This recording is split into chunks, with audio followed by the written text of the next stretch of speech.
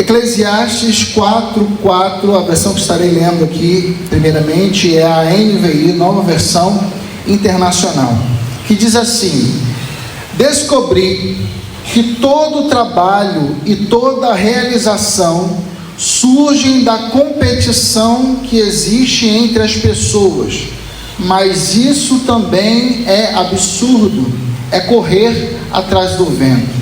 Na versão NVT, Nova Versão Transformadora, esse mesmo texto foi traduzido da seguinte forma: então observei que todo esforço e trabalho é motivado pela inveja que as pessoas sentem umas das outras.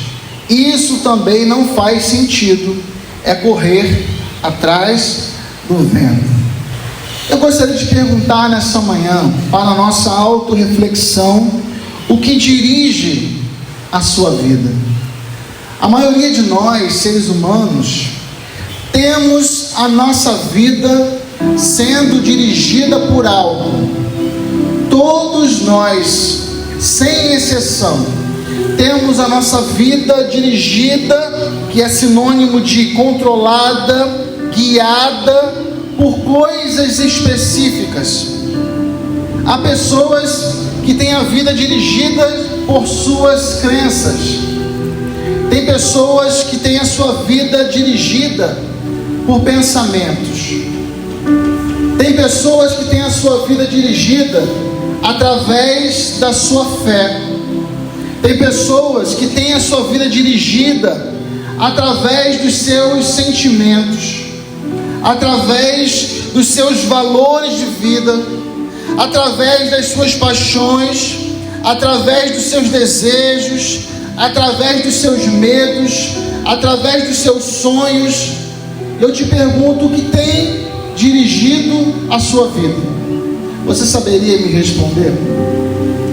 A maioria das pessoas lidam com essas circunstâncias ou com essas coisas que dirigem a sua própria vida, mas a dirigem para um lugar distante daquele ao qual Deus deseja. No texto que nós lemos, Eclesiastes 4:4, o sábio Salomão, ele trouxe a seguinte questão. Na sua visão, ele acredita que a maioria de nós, seres humanos, temos a nossa vida guiada pela inveja, por esse desejo de querermos sempre sermos mais ou melhor do que um dos outros. Imagine a situação: por que sua casa é tão bonita do lado de fora? Ah não, porque eu quero mostrar que eu sou limpinho, sou organizado, porque eu gosto de ver minha casa limpa, bonita. E tem muitas pessoas que dizem isso para si mesmas, mas a maioria das vezes o fazem para querer se mostrar para os outros. Tem pessoas que vestem a roupa que vestem para impressionar outras pessoas, e é justamente nisso que giram as marcas. Porque senão qual seria o intuito de eu andar na rua como se fosse um outdoor, carregando bandeiras, carregando marcas, símbolo da Nike, símbolo da Adidas, querendo demonstrar para outras pessoas aquilo que eu tenho? Porque você pode muito bem andar bonito, arrumado, sem ter um emblema de alguma marca carregado em alguma parte do seu corpo. Mas a grande maioria das pessoas agem dessa maneira. Você pode ter muito bem um carro muito bom, um carro muito confortável, que atenda a todas as suas necessidades, mas tem pessoas que mudam de carro todo ano para mostrar para o outro que está progredindo, está prosperando, está tendo sempre mais. Portanto, o que guia a sua vida? Eu não sei se você concorda com Salomão, o quesito de inveja, ou essa vontade que as pessoas têm, esse desejo de crescer a cada vez mais a si mesmo, só para se mostrar para outras pessoas. Mas uma coisa é fato, e eu quero refletir com você essa manhã. Existem pelo menos 5 coisas na vida que guiam a vida da maioria dos seres humanos, que o prejudicam e que o carregam para distante dos propósitos que Deus tem para a sua vida.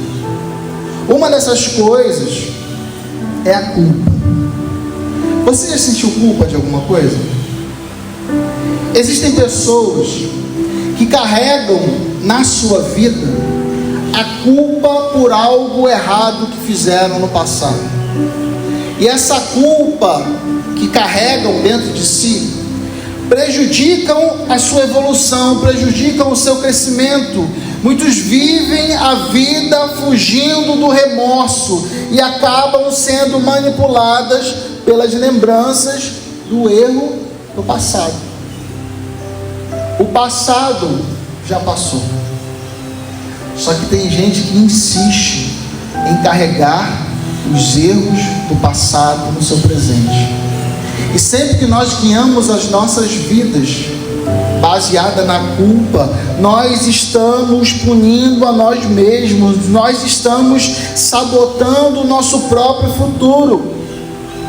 E as pessoas que fazem isso geralmente se martirizam tanto que se acham imperdoáveis, que se acham indignas de melhorar a vida, que se acham indignas de crescer, que se acham indignas de estarem diante do Senhor o adorando. E porque pensam que no passado fizeram coisas horrendas, e muitas vezes foram, não conseguem nem servir ao Senhor por causa disso. Ah, não, Deus não é capaz de me perdoar.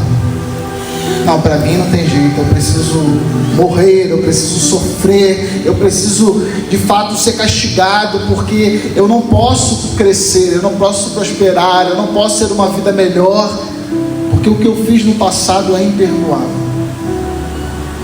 Não baseie a sua vida nos seus erros passados. Não carregue dentro de si uma culpa que está destruindo os seus caminhos. A Bíblia vai dizer, lá no Salmo 32, os versos de 1 a 5, o testemunho do próprio Davi, relacionado a esse problema que ele sentia consigo mesmo. Ele vai dizer: como é feliz aquele que tem suas transgressões perdoadas e seus pecados apagados. Como é feliz aquele a quem o Senhor não atribui culpa e em quem não há hipocrisia. Enquanto eu mantinha escondidos os meus pecados, o meu corpo definhava de tanto gemer, pois dia e noite a tua mão pesava sobre mim. Minhas forças foram se esgotando, como em tempo de seca. Então reconheci diante de ti o meu pecado e não encobri as minhas culpas. Eu disse: confessarei as minhas transgressões ao Senhor, e tu perdoastes a culpa do meu pecado. Se há algo de errado que você fez no passado, se há algo que você está carregando do seu passado na sua vida hoje, está te prejudicando o seu crescimento espiritual, está te afastando dos caminhos do Senhor, você precisa desabafar com Deus. Você precisa se colocar diante dele, pedir perdão e clamar ao Senhor: Senhor, retira de mim toda essa mágoa, retira de mim esse sentimento que está destruindo a minha vida, me liberta dessas algemas da culpa, me liberta, Senhor, dessa tristeza que está dentro do meu coração, me ajuda, Senhor, a viver o novo para a minha vida. Entenda, meu amado, somos produtos do nosso passado, mas não podemos nos tornar prisioneiros dele. Você e eu somos hoje a construção de tudo que nós fizemos na nossa vida, os nossos erros e acertos. Os seus erros e acertos te trouxeram até aqui. Você hoje é produto do seu passado, mas isso não significa que o seu futuro tenha que ser comprometido com isso. Você pode fazer diferente, ou melhor, você precisa fazer diferente, porque por mais que você seja uma pessoa ótima e maravilhosa, por mais que você cumpra a Bíblia como um todo. Todos nós precisamos melhorar. A vida do cristão é uma constante melhora, um constante aproximar de Deus, um constante viver de Deus, através do Espírito Santo que habita em nós. Portanto, todos nós precisamos melhorar em algo. Nós não podemos ficar presos ao nosso passado, agarrados aos nossos erros, porque se já confessamos os nossos pecados, Deus já nos perdoou. Entenda, meu amado, o propósito de Deus para a nossa vida não se restringe ao nosso passado, mas a visão que Deus tem para o nosso futuro. Deus, Ele é especialista em mudar histórias. Deus conseguiu transformar um assassino fugitivo em um grande libertador chamado Moisés. Deus conseguiu transformar um covarde leproso em um grande líder de um exército vencedor de Israel chamado Gideão. Deus conseguiu transformar um menino desconhecido, que não era respeitado e valorizado nem pela sua família, em um dos maiores reis que esse mundo já teve, que é respeitado até hoje, o rei Davi. Portanto, Deus não se limita ao nosso passado. Deus se enxerga conforme o seu olhar. Nós estudamos isso em uma outra pregação aqui. Portanto, Deus sabe o meu potencial e o seu, mas o grande problema é que eu e você estamos nos autolimitando, atrapalhando a realização do propósito de Deus nas nossas vidas. E por isso achamos que não temos propósito de vida. Por isso achamos que a nossa vida é sempre a mesma coisa. O dia só se repete a cada manhã. Mas fato é que aqueles que têm propósito com o Senhor e vivem de acordo com os sonhos de Deus, a cada nova manhã são novas expectativas, novas realizações, novos sonhos, nova esperança, novas lutas, mas também novas vitórias. A vida não se repete, porque Deus tem sempre algo novo para cada um de nós. Deus é especialista em mudar histórias. Deus é especialista em construir novos começos. Portanto, meu amado, pare de atrapalhar o propósito de Deus para a sua vida, estando aprisionado às culpas da sua alma. Pare de atrapalhar o propósito de Deus para a sua vida, se prendendo às culpas dos erros que você cometeu no passado. Deus quer algo novo para você, mas depende de você tomar posse e querer isso ou não. O segundo aspecto, ou a segunda coisa, que na maioria das vezes atrapalha a vida daqueles que querem viver o propósito de Deus em sua vida, são aquelas pessoas que vivem a sua vida presas também ao passado, mas não só agora a culpa, mas presa à raiva, presa à falta de perdão, de coisas que não foi você que errou, mas pessoas que erraram para com você no seu passado. Muitos estão presos a mágoas do passado, destruindo o seu presente e comprometendo também o seu futuro. Por não liberar perdão, estão destruindo as suas próprias vidas. Nós estudamos aqui na quinta-feira o livro de Filemão, a carta de Paulo a Filemão, e dentre muitas coisas que discutimos aqui, uma delas foi o poder que há no perdão, o poder que há na intercessão, e como isso pode transformar o futuro. Nós vimos aqui que, de acordo com a tradição da igreja, Onésimo, que era um escravo fugitivo, que tinha feito algo horrendo com o seu senhor Filemão, graças à intercessão de Paulo, ele volta arrependido, pede perdão a Filemão, Filemão o perdoa, e no futuro aquele homem que a princípio ao olhar humano não valia nada, que havia caluniado o seu próprio senhor, que tinha ofendido aquela família, aquela igreja a qual Filemão mantinha na sua própria casa, aquele homem volta agora, se arrepende, pede perdão, é perdoado e se torna ministro daquela igreja, pastor daquela igreja. Graças a um perdão, 2 vidas foram restauradas. Diversas pessoas naquela congregação foram abençoadas. Um perdão. O que você carrega na sua vida, uma falta de perdão, está machucando a você, está prejudicando o seu propósito, está prejudicando a sua história, está comprometendo o seu futuro. E enquanto você insistir em carregar essa mágoa, é você que vai ser prejudicado. Quando nós decidimos por conta própria não perdoar, nós estamos decidindo por conta própria a continuarmos sendo machucados e ofendidos no nosso presente e no nosso futuro por algo que já aconteceu lá no passado. O passado passou. Serve apenas de experiência, para você não cometer os mesmos erros novamente. Mas já passou.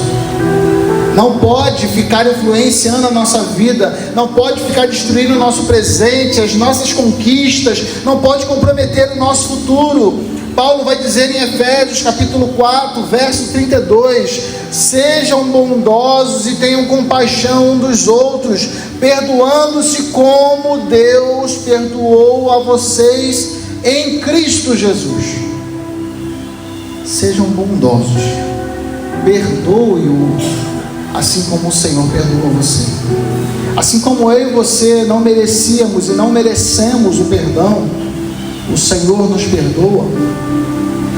Você precisa liberar o perdão mesmo para aquele que não merece, porque o perdão não revela quem é o outro, revela quem é você. Então, mas ele ou ela não merece. Mas você merece viver uma vida melhor? Você merece ter aquilo que Deus quer que você tenha? Então perdoa. Se livra dessa mágoa, dessa dor, desse rancor. É hora de escrever uma nova história. É hora de viver os propósitos de Deus para a sua vida. É preciso virar a página. Entenda, você não pode mudar o passado, mas pode mudar o seu futuro. Insistir em não perdoar é insistir em continuar sendo ferido a cada nova lembrança. Devemos liberar o perdão assim como Deus nos perdoou. E Deus é especialista em perdoar. Os meus pecados, os seus pecados já foram perdoados há mais de 2000 anos atrás. Antes de você pecar, Deus já perdoou. O pecado que você vai cometer hoje, Deus já perdoa 2000 anos atrás. Para você ver como Deus, Ele é liberal nesse sentido. A sua liberalidade, o perdão, é porque Ele revela quem Ele é. O que Ele está mostrando é: olha, eu não sei se você vai errar ou não, embora Ele saiba, mas eu já te perdoei. Se for sincero no seu coração, o perdão já está sendo liberado. Porque Deus sabe que eu e você precisamos viver algo novo a cada dia, a cada nova manhã, vida nova. E é por isso que Ele já liberou de antemão o perdão para cada um de nós. Libere o perdão, seja livre. Porque enquanto não liberarmos, nós somos prisioneiros das mágoas que as pessoas cometeram a gente, o mal que as pessoas cometeram com a gente. O terceiro aspecto, a terceira coisa que está destruindo a vida e o propósito de Deus de muitas pessoas, está guiando as pessoas para um lugar errado de destruição distante de Deus, é o medo. Você é uma pessoa medrosa? O medo atrapalha o propósito de Deus na sua vida.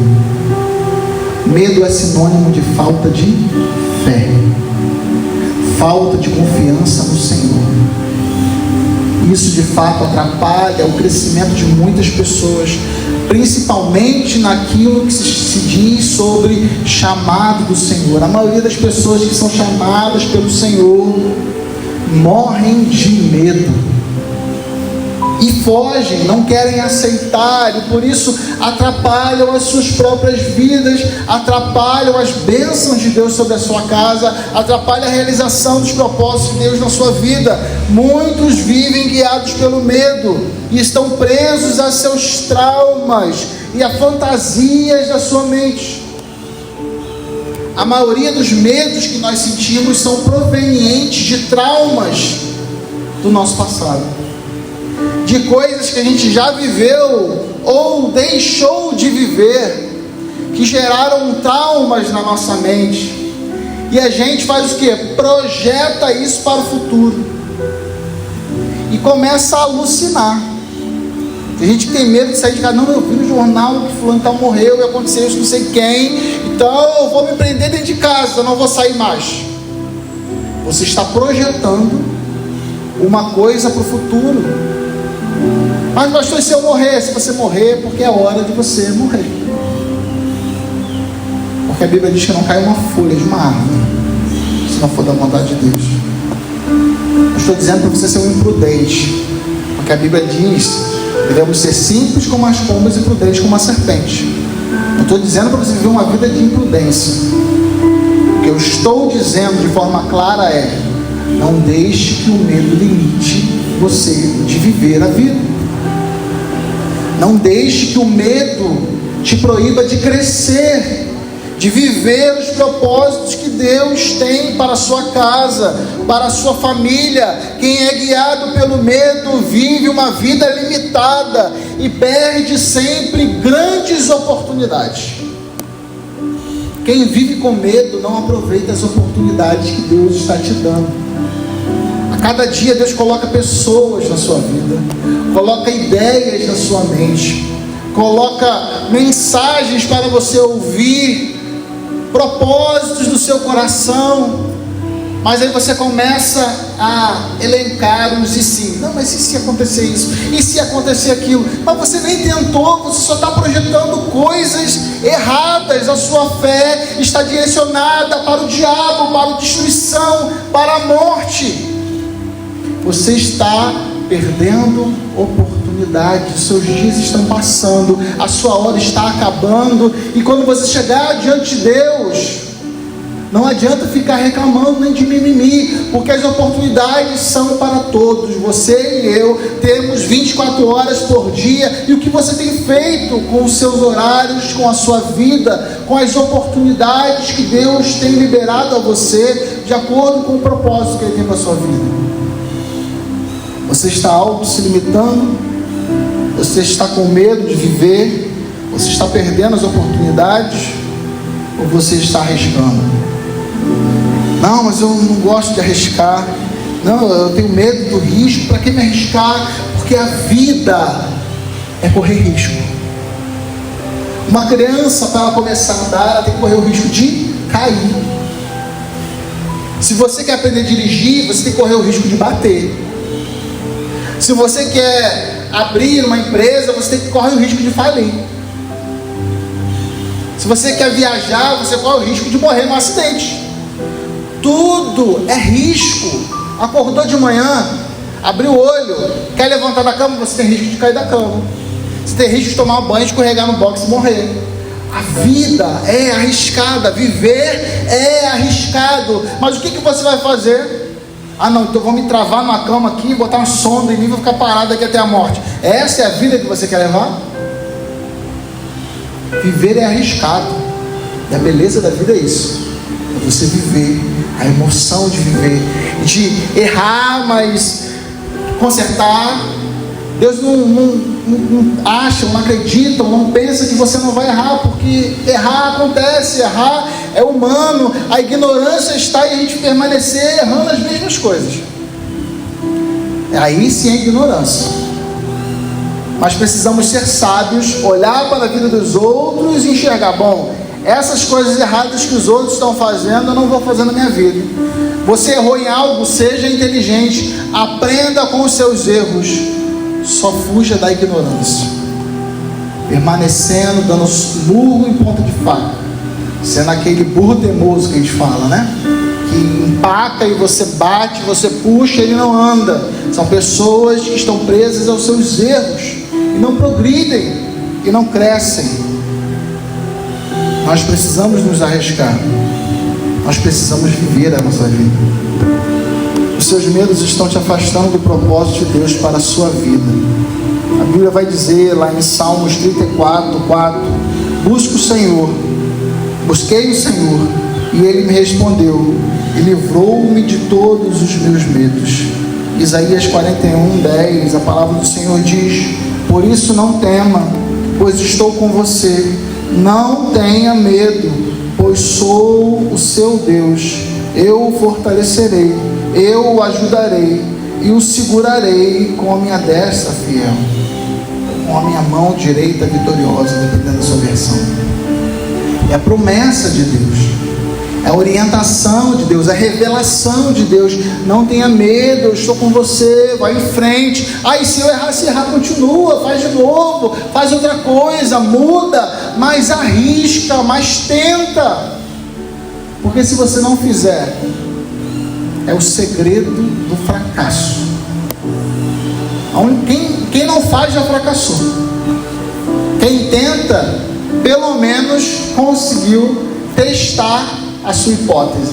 Agora, quem não tentar, a certeza é o fracasso, porque você não fez.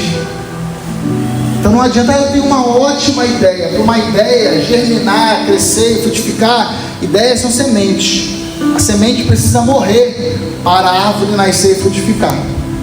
Eu tenho uma grande ideia. Quanto será que vale uma ideia? A sua ideia não vale nada.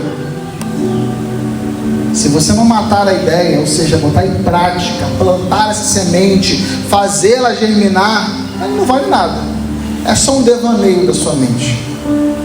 Mas o problema é, o medo está atrapalhando você de conquistar o propósito de Deus para a sua vida, meu amado.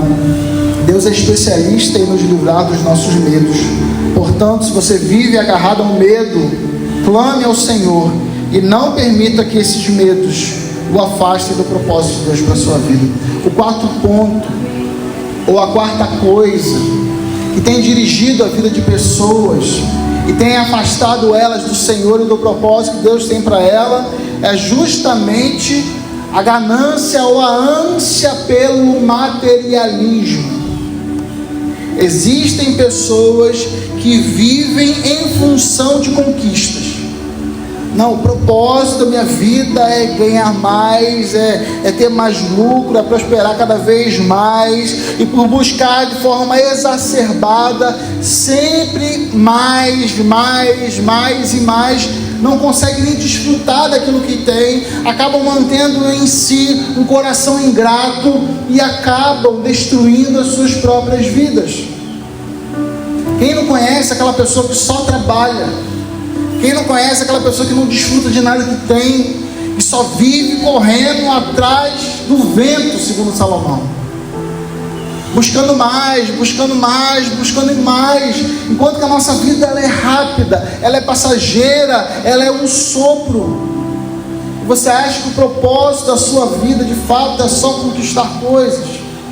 Entenda, meu amado, quando a sua senha for chamada, os seus bens, a sua roupa que você gosta tanto, os livros, CDs que você não empresta para ninguém, vai ser tudo das outras pessoas.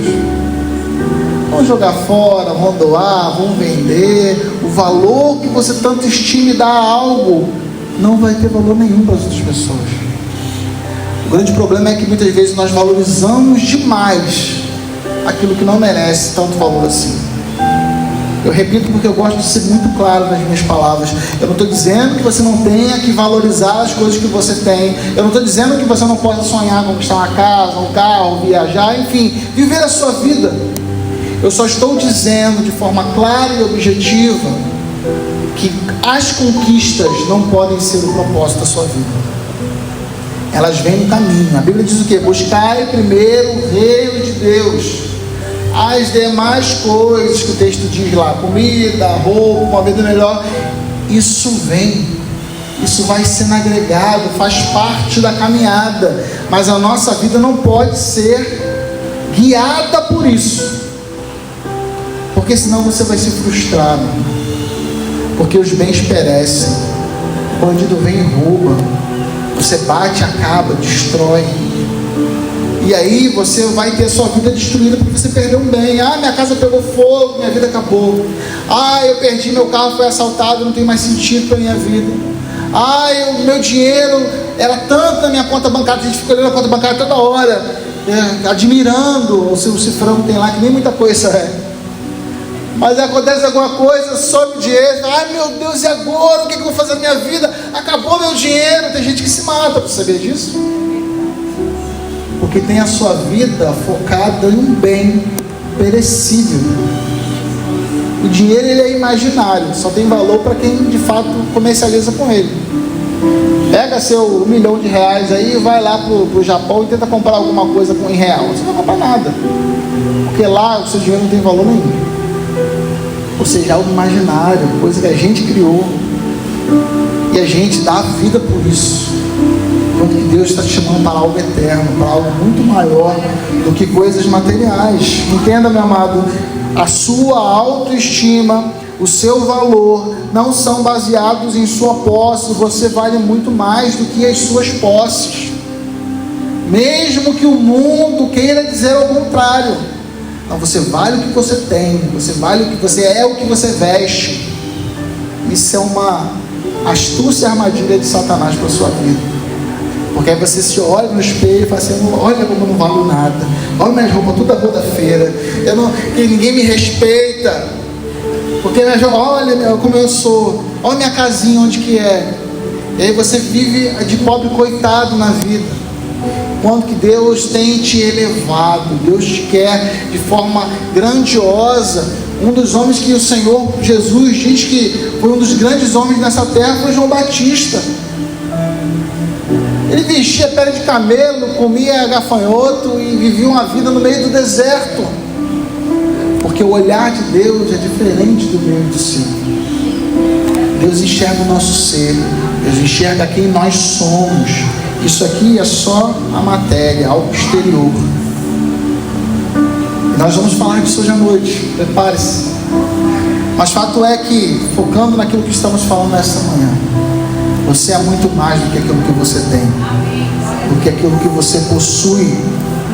A alegria que as posses podem proporcionar para mim e para você são coisas passageiras, mas Deus tem algo eterno. Deus tem algo que vai muito além de tudo isso.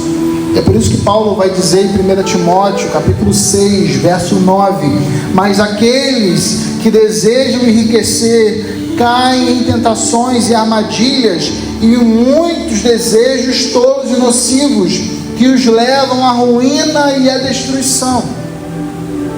Mais uma vez, esclarecendo de forma clara, Deus não é contra o seu crescimento. Deus não é contra você poder comprar uma roupa nova, uma casa nova, uma moto, uma bicicleta, não sei o que você deseja. Não é isso.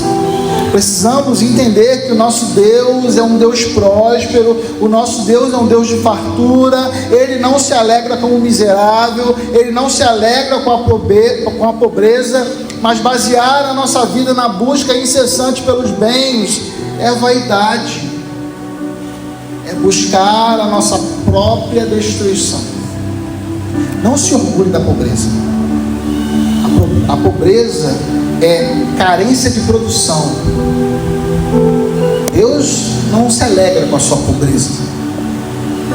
Portanto, lute, trabalhe, faça a sua parte, busque aquilo de melhor que você quer. Amém. Deus te deu saúde, vida, dons, talentos, tempo para você estudar, se dedicar. Use o que Deus te deu. Odeie a pobreza, não pobre, a pobreza, mas não bote o foco da sua vida nisso. Busque primeiro ao Senhor, o seu reino, e as demais coisas vos serão acrescentadas. E o quinto e último ponto, eu gostaria de falar com vocês esta manhã, de coisas que estão dirigindo as pessoas para longe de Deus, para uma vida distante do propósito de Deus. A quinta coisa é a necessidade de aprovação. Muitas pessoas vivem a sua vida com base na expectativa alheia. vivem a sua vida baseada na opinião dos seus pais, na opinião dos seus amigos, na opinião da mídia, na opinião muitas vezes até do próprio cônjuge que joga contra, e estão tão empenhadas em agradar o outro, agradar as expectativas externas, que acabam esquecendo quem elas são, acabam apagando seus próprios sonhos. Uma das coisas que eu sempre aconselho a jovens que querem casar, ou adultos também, quando a gente conversa para casamento, eu falo: qual é o seu sonho? Pergunto para a mulher. Qual é o seu sonho? Pergunto para o homem. Você vai apoiar o sonho dela? Você vai apoiar o sonho dele? Nós precisamos entender que o casamento ele é uma sociedade, está dentro de uma empresa.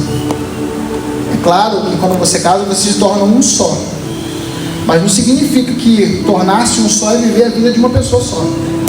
Você está unindo as duas vidas, você está unindo os dois sonhos, você está unindo duas famílias, você está unindo duas histórias e construindo uma nova. Portanto, mulher, homem, antes de você casar, converse muito claramente com a outra pessoa e entenda se o seu propósito encaixa com o propósito dela, se os seus sonhos se encaixam com o sonho do outro, porque senão é certeza de frustração no casamento. O casamento é preciso ter sabedoria. Há momentos que eu vou ter que dar uma segurada no meu sonho para o sonho do outro crescer, mas há momentos que isso tem que virar. Aquele que segurou abre mão para que o outro possa crescer também, e assim vai ter saúde no casamento. Ambos vão começar a crescer juntos, porque a pior coisa que tem é uma pessoa no casamento só se anulando, e o outro egoísta, querendo só fazer a sua vontade, os seus desejos, a sua maneira. E o que acontece? A frustração. O outro que está sendo frustrado, ele vai se sentir lesado. Isso vai ferir, isso vai machucar. Portanto, você precisa tomar cuidado com a necessidade de aprovação do outro. Há também aqueles que se rendem à pressão social, à opinião pública. Não, mas todo mundo está fazendo isso, eu tenho que fazer também. Não, mas todo mundo se veste dessa maneira, eu vou vestir também. Não, mas todo mundo está indo para lá, eu tenho que ir também. Todo mundo que segue multidão se perde nela, meu irmão. Nosso Deus sempre quis aqueles que se destacavam na multidão. Sempre que Jesus estava andando, tinha uma multidão andando atrás dele, ele parava, trazia uma palavra dura, que aí logo a multidão se espalha.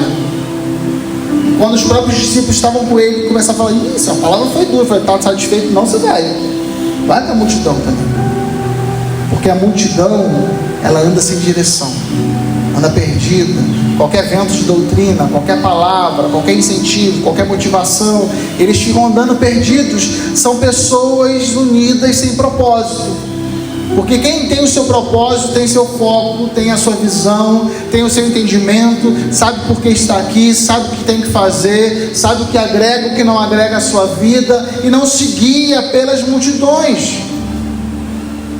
Não busque a aprovação do outro a todo momento. Essa é a chave do fracasso.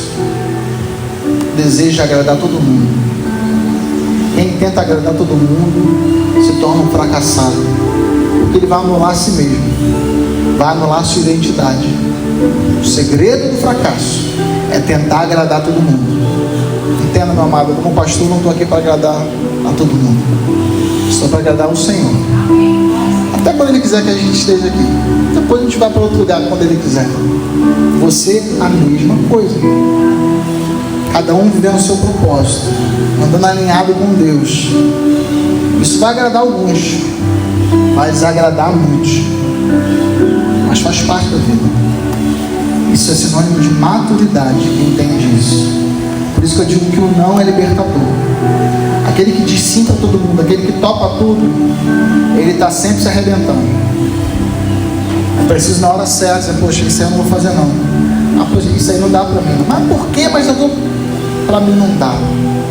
Isso não tem a ver com o meu propósito, isso não tem a ver com o meu foco, isso não tem a ver comigo. Eu não vou fazer parte disso, me perdoa. Não é nada pessoal, é algo meu.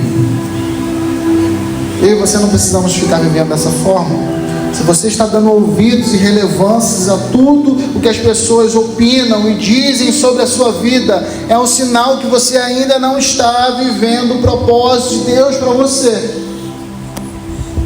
Quem dá ouvido para todos, quem se preocupa com o que todo mundo acha, com o que todo mundo opina, está vivendo sem propósito. Não entendeu a sua razão ainda, não entendeu os seus aspectos. É interessante, quando Deus chama Davi, usa Samuel vai lá na casa de Jessé, você conhece essa história. Jessé vai vendo os irmãos de Davi, cada um mais bonito, mais forte do que o outro, e Samuel vai achar, não, esse aí vai ser o rei. Aí o Espírito Santo, esse não. Aí vem o outro, não, esse aí vai ser o rei, olha, ele é forte. Não, esse aí não. Aí vem o outro, não, esse aí é mais bem portado, esse tem cara de rei. Não é esse. Ou seja, passaram todos, e a cada um novo pretendente, Samuel olhava e achava, não, esse vai ser o rei. Mas Deus não se importou com a opinião dele. Deus não se importou com a opinião do mundo. A palavra de Deus vai dizer lá em 1 Samuel 16:7: não te deixes impressionar pelo seu belo aspecto, nem pela sua estrutura, porque eu o rejeitei. O que o homem vê não é o que importa. O homem vê a face, mas o Senhor olha o coração. Deixa eu te trazer uma chave de entendimento. Sabe por que você foi criado no 6º dia? Porque Deus não queria a sua opinião para criar nada. Quando Deus te fez, já estava tudo pronto. Imagina se Ele te cria antes. Mas para que tá o céu azul? Podia botar roxo. Não, eu prefiro rosa. Não, mas para que tanta água? Bota um pouquinho mais de terra. Senhor, bota um pouquinho de água quente aqui, um pouquinho de água gelada ali, água morna aqui. Não, mas por que o cavalo é marrom? Não, bota esse cavalo rosa. Olha, um unicórnio, ia ser lindo. Olha, se você tem um cavalo rosa. Deus não queria a sua opinião para nada. Deus criou tudo e te colocou para viver o propósito que Ele tinha para você. Deus nunca se preocupou com a opinião de ninguém. Ele tem o propósito dele, tem a razão dele. Ele criou você do jeito que você deveria ser criado, da família. Mas eu não concordo, o problema é seu. Deus não te perguntou, Ele te fez. Falou, agora viva o seu propósito. Viva a sua vida. Se nós temos que buscar ser a imagem e semelhança do nosso Senhor Jesus Cristo. Jesus não se preocupou com a opinião de ninguém. Ele viveu a vida dele. Ele sabia para que ele veio para a terra. Ele sabia que tinha que morrer.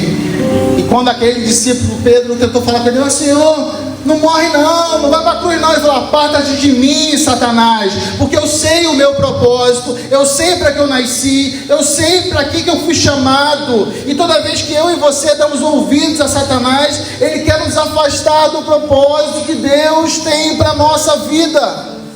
Pare de dar ouvido a Satanás. Pare de dar ouvido a pessoas que querem te tirar do propósito de Deus para a sua vida.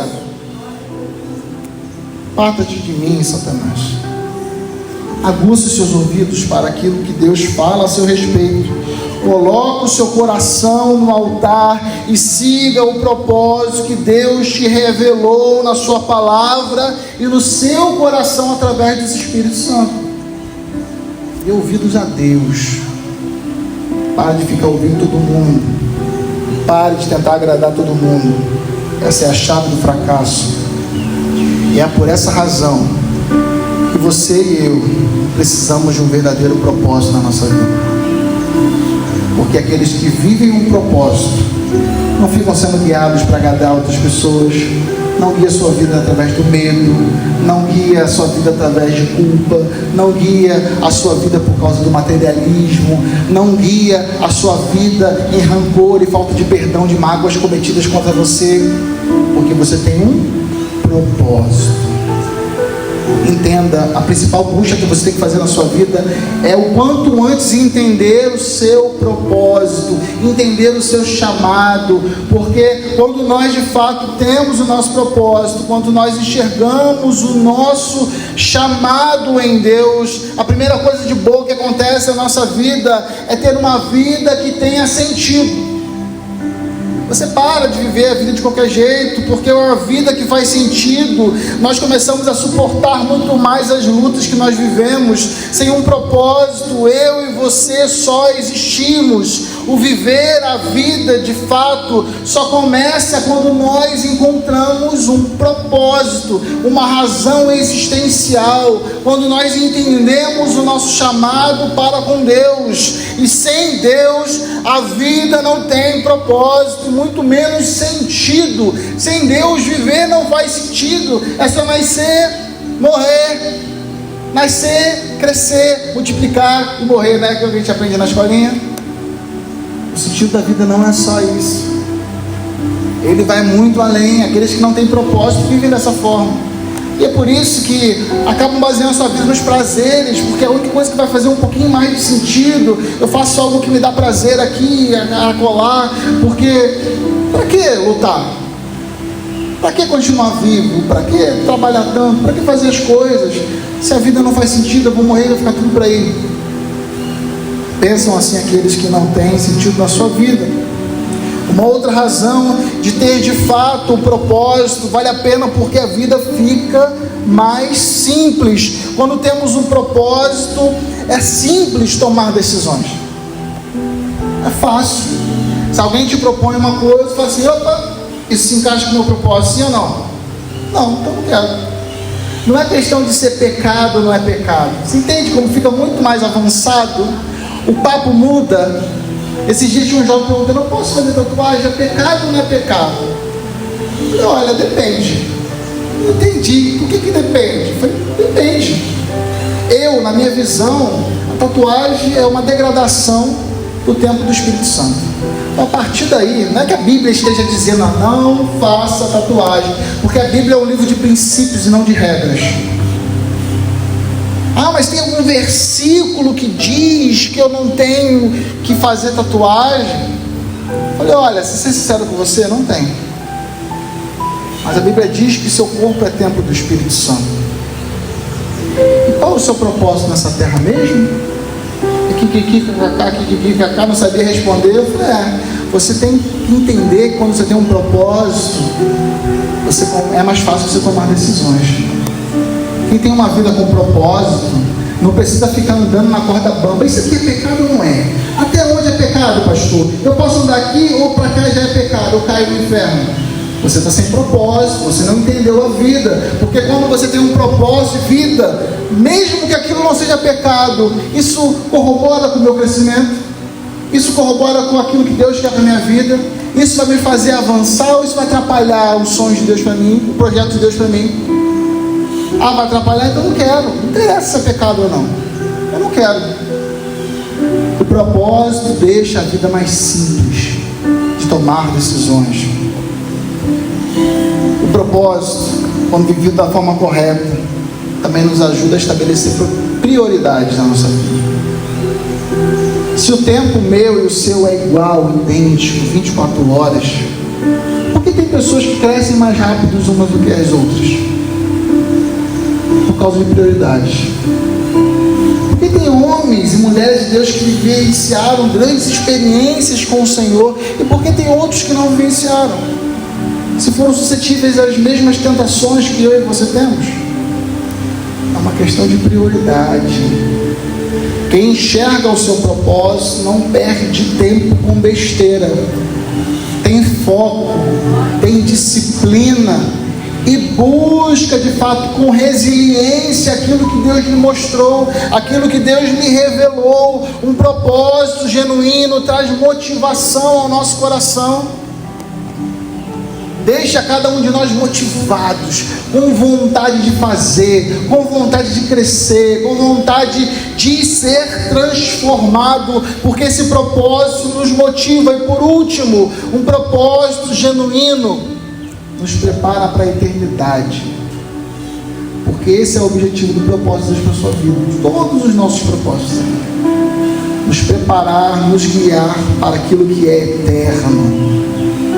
O propósito de Deus não se resume à conquista de bens materiais, a coisinhas pequenas, porque o nosso Deus é um Deus eterno, que está muito mais à frente. Nós falamos isso na pregação do domingo à noite passado, vou postá-la até hoje. Dá uma ouvida se você já esqueceu, compartilha com pessoas que possam ouvir essa palavra.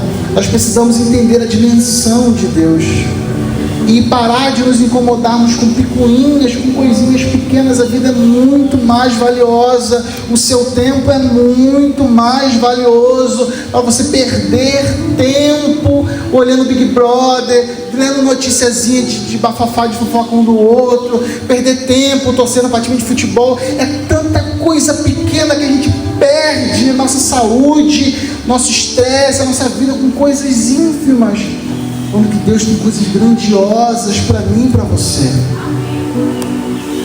E tem propósito, tem preparação para a vida eterna, tem motivação, sabe ter prioridade, simplifica a sua vida, a vida começa a ter sentido. Portanto, meu amado, não desperdice a sua vida vivendo uma vida sem propósito.